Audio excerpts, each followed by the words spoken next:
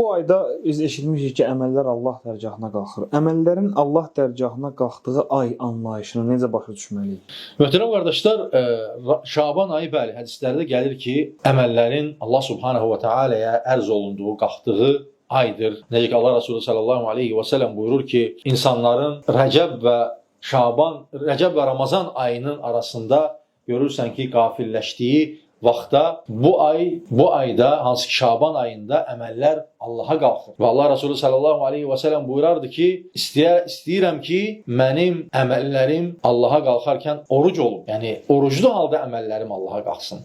Ona görə bu ay ki, əməllərin Allaha qalxdığı aydır, Şaban ayı. Və mömin də çalışmalıdır ki, bu ayı daha çox ibadətlə keçirsin, itaətlə keçirsin. Allaha əməlləri ərz olunduğu vaxt, qalxdığı vaxt, ucaldığı vaxt onun xeyir əməlləri ucalsın. Necə ki Allah Resulü buyurdu ki, oruclu şəkildə, oruclu əməlim Allaha ucalsın. Və hər birimiz də bunun üçün çalışmalıyıq, səy etməliyik möhtərəm qardaşlar. Bəli.